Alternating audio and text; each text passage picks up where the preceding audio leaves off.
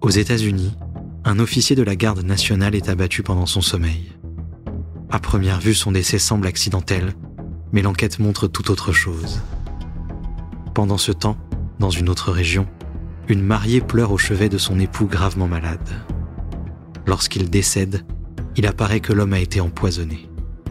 Enfin, lorsqu'un courtier en assurance est assassiné sur une route de campagne, les détectives se heurtent à un enchevêtrement de mensonges. Ces affaires ont un point commun, le coupable est une femme, et jamais celle qu'on attend.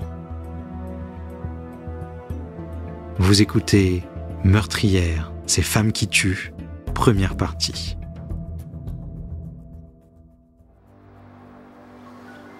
À l'heure actuelle, 3000 criminels attendent leur exécution dans les prisons américaines. 42 d'entre eux sont des femmes. Ces chiffres semblent indiquer que les femmes ne seraient donc pas autant portées à recourir à la violence que les hommes. Mais peut-être sont-elles plus rusées et se servent-elles de ces préjugés pour échapper à la justice. Une fois que les soupçons s'arrêtent sur elles, il revient aux spécialistes de la criminalistique d'établir leur culpabilité. Aux premières heures du 1er février 1988, des ambulanciers et des policiers furent dépêchés à la résidence de Barbara et Russell Stagger en Caroline du Nord. Un accident tragique venait de s'y produire. Russell Stagger avait reçu un projectile dans la tête pendant son sommeil. À côté de lui se trouvait une arme semi-automatique de calibre 25 et une douille. Secouée par les sanglots, Barbara Stagger raconta ce qui était arrivé. À moitié endormie, elle avait touché par mégarde un pistolet qu'elle et son mari gardaient sous l'oreiller pour se protéger des voleurs. En effleurant la gâchette, le coup était parti. Russell Stagger avait été grièvement blessé, mais il était encore en vie. Les médecins firent tout ce qu'ils purent pour le sauver, mais bientôt la triste vérité s'imposa. On apprit à Barbara que son mari ne recouvrerait jamais la santé. Elle signa les papiers permettant de le débrancher des appareils qui le maintenaient en vie.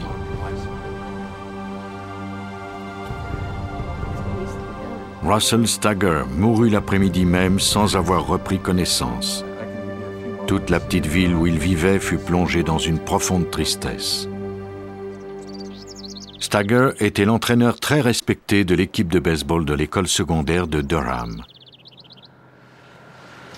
Une année où le budget de l'école avait été réduit, il avait payé de sa propre poche de nouveaux gants et des bâtons de baseball pour les joueurs de son équipe. En plus de travailler pour son équipe de baseball, il travaillait aussi pour son pays dans la garde nationale.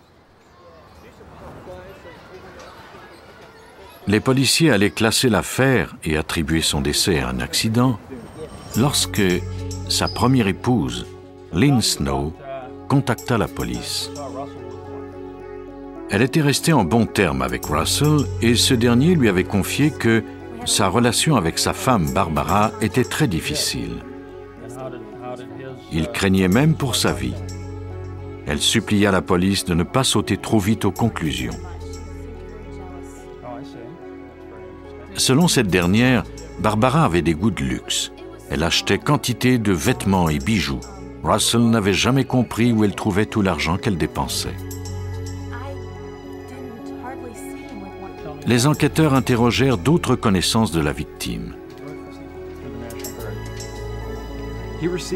Un de ses collègues de la garde nationale leur apprit que Stagger était instructeur en maniement d'armes à feu et qu'il était extrêmement prudent avec les armes. Le commissaire de police Ricky Buchanan décida de ne pas clore l'enquête tout de suite.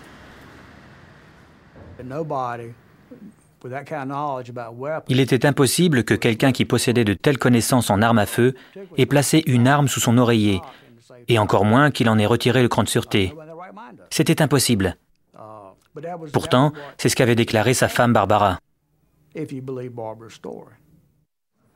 Les déclarations de Barbara Stagger étaient suspectes. Buchanan décida de fouiller son passé. Il découvrit qu'elle avait déjà été arrêtée pour avoir émis des faux chèques. Elle avait même imité la signature de son mari sur des chèques et des demandes de prêt. Chaque fois, elle parvenait à payer ses dettes et évitait ainsi une accusation. Ensuite, elle empruntait à nouveau et dépensait encore davantage, ce qui l'amenait à prendre des moyens encore plus détournés pour arriver à ses fins.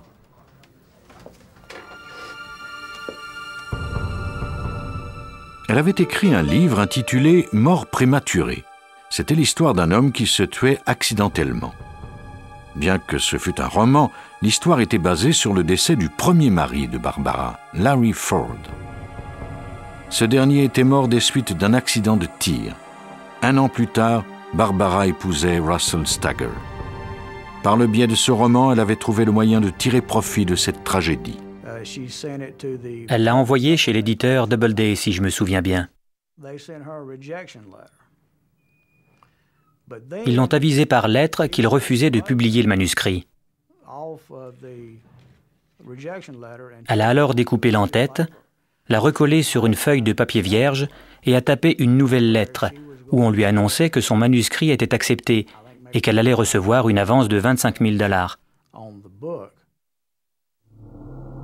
Barbara Stagger avait utilisé cette fausse lettre pour obtenir une avance de fonds.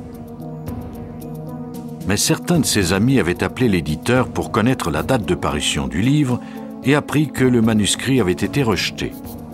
Russell avait aussi découvert la supercherie de sa femme, mais il lui avait pardonné. Elle remboursa le prêt et la banque décida de ne pas la poursuivre en justice. Il semblait bien que Barbara avait maintenant un nouvel objectif. 25 000 $, c'était bien peu si l'on comparait cette somme à la prime d'assurance vie de son mari. À son décès, elle devrait toucher la somme de 200 000 $. Cette femme avait déjà menti pour de l'argent. Était-elle capable d'aller jusqu'à commettre un meurtre? Ils interrogèrent les ambulanciers, les agents de police et les médecins à qui Barbara avait parlé. Personne n'avait obtenu la même version des événements. Selon les ambulanciers, elle avait saisi l'arme, croyant qu'il y avait un rôdeur, mais il ne s'agissait que d'un chien qui aboyait. Elle avait confié à quelqu'un d'autre que la sonnerie du réveil de son fils l'avait réveillée. De peur que son mari pense qu'il s'agissait d'un voleur, elle avait voulu ranger l'arme et c'est alors que le coup était parti. Les nombreuses déclarations de Barbara Stagger se contredisaient.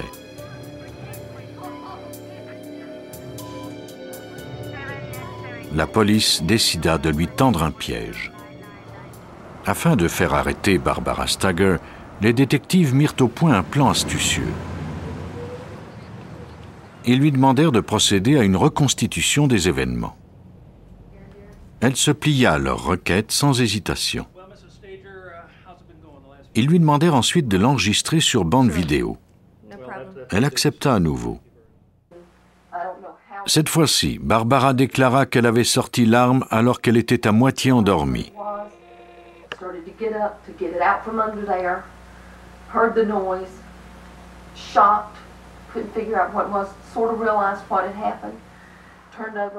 Elle avait mis ses lunettes, puis allumé la lumière. Elle avait pris la tête de son mari entre ses mains et tenté de le réanimer. Pourtant, lorsque les ambulanciers arrivèrent, la victime était étendue comme si elle dormait. Cela pouvait indiquer que Barbara Stagger n'avait pas donné les premiers soins à son mari après l'accident. De plus, après son coup de téléphone au service d'urgence, elle avait pris le temps de s'habiller, même si son mari était à l'agonie. Tout de suite après l'enregistrement, elle avait voulu savoir comment elle pourrait prouver à la compagnie d'assurance que la mort de son mari était accidentelle. Elle s'en inquiétait car elle risquait de ne rien toucher. Les détectives l'informèrent qu'il leur restait encore quelques formalités à remplir et ils partirent avec la cassette vidéo en main. Ils avaient obtenu ce qu'ils voulaient. Les enquêteurs procédèrent à l'examen de la bande vidéo. Ils cherchaient à relever la moindre incohérence. Barbara Stagger leur avait dit que le coup de feu était parti alors qu'elle mettait l'arme par terre à côté du lit. Mais l'analyse révélait une toute autre histoire. La balle avait frappé la partie inférieure droite du crâne de la victime, puis traversé le crâne au-dessus de l'œil gauche. Cela signifiait que l'arme était pointée vers le bas. Selon la reconstitution de Barbara, pourtant, l'arme aurait été pointée vers le haut. Cela indiquait qu'elle était au-dessus de Russell, derrière lui, au moment où elle appuyait sur la détente. Il y avait également d'autres contradictions dans la reconstitution. Barbara avait déclaré que le coup de feu était parti alors que l'arme était sous le drap, mais il n'y avait aucune trace de poudre sur le tissu. L'arme avait donc été utilisée à une certaine distance du lit. Mais si cela avait été le cas, comment la douille avait-elle pu atterrir à côté de la victime? Et cela ne s'arrêtait pas là. Quelques heures avant la reconstitution, Barbara Stager avait fait homologuer le testament de la victime, accompagné de 2 membres de sa famille. Bien qu'il fût signé de la main de Russell Stager, les seuls témoins étaient des membres immédiats de la famille de Barbara. L'employé se souvenait d'ailleurs que Barbara n'avait démontré aucune émotion pendant qu'on effectuait la procédure. Compte tenu de la rapidité avec laquelle Barbara avait procédé avec le testament, les enquêteurs décidèrent d'examiner le document de plus près. Ils comparèrent la signature du testament à celle qu'il y avait sur certains documents de la Garde nationale. De toute évidence, la signature du testament avait été contrefaite. Barbara Stager n'en était pas à sa première fausse signature.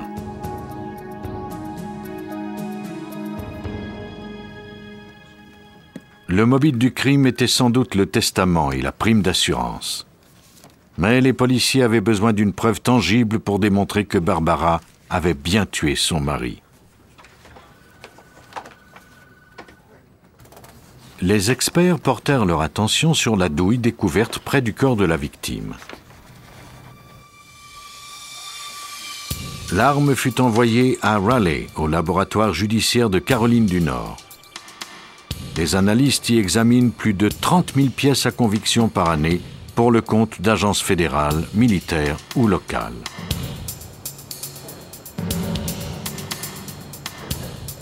Selon les tirs d'essai, l'arme de Stager aurait projeté la douille à au moins 1 mètre de distance. Il était tout simplement impossible que la douille se soit retrouvée si près de la tête de la victime, à moins que quelqu'un ne l'y ait déposée après le coup de feu.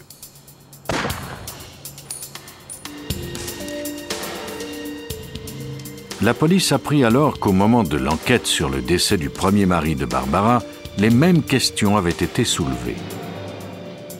Les experts avaient également trouvé que la position des douilles était suspecte. Malheureusement, ils n'étaient pas parvenus à démontrer sa culpabilité et avaient abandonné l'enquête. Il semblait bien que Barbara n'en était pas à son premier meurtre, mais cette fois-ci, elle ne s'en tirerait pas aussi facilement. Les enquêteurs disposaient de plusieurs éléments de preuve contre Barbara Stager et le plus important d'entre eux se trouvait à des kilomètres de la scène du crime. Un des anciens élèves de Russell Stager avait découvert une cassette audio dans le gymnase de l'école. En écoutant la cassette, son frère avait reconnu la voix de son ancien entraîneur.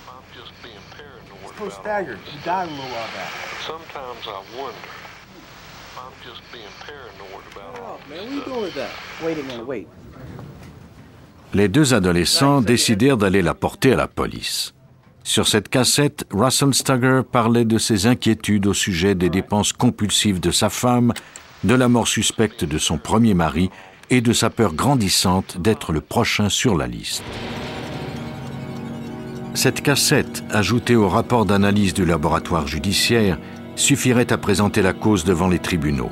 La poursuite exposa avec soin le mobile et les événements qui avaient mené au meurtre de Russell Stager. Barbara avait trop de problèmes financiers. Sans un apport d'argent important, elle était acculée à la faillite. Un certain matin, la pression avait été trop forte. Elle s'était levée et avait visé avec soin son mari. Les indices parlaient d'eux-mêmes. Même la trajectoire du projectile ne correspondait pas à la version de Barbara Stager. Pas plus que l'emplacement de la douille. Le moment décisif du procès fut sans doute lorsque l'avocat du procureur fit entendre la cassette sur laquelle la victime parlait de ses craintes. La cour a été très impressionnée. Je crois que c'est la première fois que nous disposions du témoignage de la victime d'un homicide. C'était comme si Russell avait été là en personne. Barbara Stager voulait s'enrichir au profit de son mari. Grâce aux analyses judiciaires, elle fut jugée coupable de meurtre au premier degré et condamnée à la prison à vie.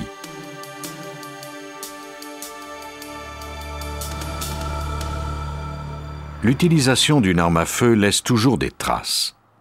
Mais il y a des façons de tuer plus douces qui prennent des années avant de se révéler au grand jour. En avril 1989, le révérend Dwight Moore et sa nouvelle épouse Blanche retournaient chez eux en Caroline du Nord après leur voyage de noces. Ils en étaient tous deux à leur second mariage et étaient remplis d'espoir. Le couple nageait dans le parfait bonheur jusqu'à ce que le révérend Moore tombe gravement malade sur le traversier entre Cape May et Lewis. Blanche ramena son mari à leur maison de Winston-Salem, résolue à lui refaire une santé. C'était un vrai cordon bleu et elle était convaincue que ces bons petits plats le remettraient sur pied. Il fut finalement envoyé à l'hôpital d'urgence, terrassé par de violentes crampes abdominales. Son médecin émit l'hypothèse qu'il avait peut-être attrapé une grippe intestinale. Mais le pasteur lui confia que les symptômes avaient commencé peu après qu'il ait nettoyé son garage et jeté de vieux produits chimiques. Selon lui, c'était un de ces produits qui l'avait rendu malade. Ou peut-être encore était-ce l'herbicide qu'il avait utilisé pour arroser sa pelouse. Les médecins procédèrent à une série d'analyses afin de découvrir un éventuel poison. Les résultats révélèrent une forte concentration d'arsenic. Comme ce type d'empoisonnement est très rare, l'hôpital fit appel au coroner de Caroline, John Butts, afin qu'il découvre d'où pouvait provenir ce poison. Selon ce dernier, il était impossible que le révérend Moore se soit intoxiqué en faisant le ménage de son garage. Il y a de l'arsenic dans certains fongicides et insecticides, et il est toujours possible de s'empoisonner par accident, mais c'est plutôt rare. Même si tout individu en a des traces dans son organisme, l'arsenic est un élément très toxique. Mais dans le cas du révérend Moore, il y en avait assez pour tuer 10 hommes. Il était impossible qu'il en ait absorbé autant par accident. La famille du pasteur se rassembla à son chevet. Il était improbable qu'il survive après avoir ingéré autant de poison. Mais lentement, il reprit des forces, sans doute revigoré par les bons petits plats que lui préparait son épouse. Le fait qu'il ait survécu indiquait que son organisme avait développé une certaine tolérance à ce poison. En d'autres mots, cela pouvait signifier que quelqu'un avait délibérément cherché à le tuer en lui administrant le poison à petite dose pendant un certain temps. Mais le pasteur n'était pas au bout de ses peines. Bientôt, on découvrit que son niveau d'arsenic avait continué d'augmenter pendant son séjour à l'hôpital. Quelqu'un en voulait toujours à sa vie. Le bureau d'enquête fit poster un garde devant la porte de sa chambre. Le patient ne pourrait plus dorénavant manger de la nourriture qui proviendrait de l'extérieur de l'hôpital. Tout portait à croire que quelqu'un de son entourage, en qui il faisait confiance, peut-être même quelqu'un de sa famille, cherchait à l'empoisonner. les soupçons se portèrent sur son fils qui était biochimiste. Il avait les connaissances requises pour utiliser le poison, mais on découvrit qu'il n'avait pas eu l'occasion de voir son père et de lui administrer le poison. Pendant que la police assurait la protection du révérend Moore, le personnel de l'hôpital faisait tout ce qui était en son pouvoir pour le guérir. On lui administra un composé ayant la propriété de s'agglutiner au poison qui permettrait à son organisme de l'évacuer. Ce traitement est aussi douloureux qu'un empoisonnement à l'arsenic. Pendant la durée du traitement, les enquêteurs interrogeaient le révérend Moore afin de découvrir qui en voulait à sa vie. Moore décrivit chacun des membres de sa famille, puis il raconta comment son idylle avec Blanche était née. Un détail retint l'attention des détectives. L'ami précédent de Blanche était décédé d'une maladie dont les symptômes s'apparentaient à la grippe intestinale. Ces symptômes étaient similaires à ceux dont souffrait le pasteur.